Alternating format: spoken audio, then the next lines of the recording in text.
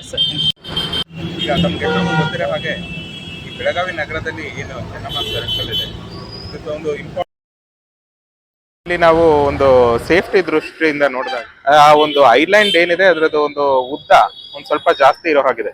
ಈಗ ನೀವು ಇಲ್ಲಿ ಅಲ್ಲಿಗೆ ಅದೊಂದು ಸ್ಟ್ರೈಟ್ ಲೈನ್ ರೀತಿ ಇರಬೇಕು. ಅವಾಗ ಏನಂದ್ರೆ ಆ ರೋಡ್ ಸೇಫ್ಟಿ ಆಗಿರುತ್ತೆ. ಒಂದು ಈ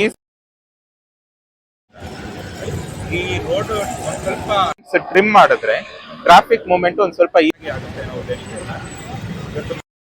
ಅವರಿಗೂ ಕೂಡ ತೋರಿಸಿದಾಗ ಅವರು ಕೂಡ ಇದು ಹೌದು, ಇದು ನೆಸೆಸರಿ ಇದೆ ಈ ಒಂದು ಸರ್ಕಲ್ಗೆ ನಾವು ಅದನ್ನ ಮಾಡಿಸೋ ಒಂದು ನಿಟ್ಟಿನಲ್ಲಿ ಒಂದು ಕಾರ್ಯನ ಸ್ಟಾರ್ಟ್ ಮಾಡ್ತಾ ಇದೀವಿ. ಈಗ ಪೊಲೀಸ್ ಕಮಿಷನರ್ ಸಾಹೇಬ್ರ ಹತ್ರನೂ ಒಂದು ಟ್ರಿಮ್ ಮಾಡಬೇಕು. ಈ ಸರ್ಕಲ್ ನ ಒಟ್ಟು ಸೇಫ್ಟಿ ದೃಷ್ಟಿಯಿಂದ ಹೇಗೆ ಇನ್ನ ಚೆನ್ನಾಗಿ ಮಾಡಬಹುದು ಅನ್ನೋ ದೃಷ್ಟಿಯಿಂದ ನಾವೆಲ್ಲ ಡಿಸ್ಕಸ್ ಮಾಡ್ತೀವಿ.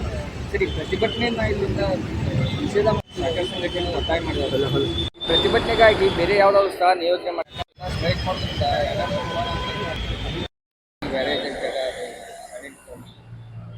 ಅದು ಜಿಲ್ಲಾಡಳಿತದೊಂದಿಗೆ ಚರ್ಚಿಸಿ ಯಾವುದು ಸೂಕ್ತವಾಗಿ ಇರತಕ್ಕಂಥ ಜಾಗ ಅನ್ನೋದನ್ನ ಚರ್ಚಿಸಿ ನಾವು ನಂತರ ಅದ್ರ ಬಗ್ಗೆ ಹೇಳ್ತೀವಿ. Thank you.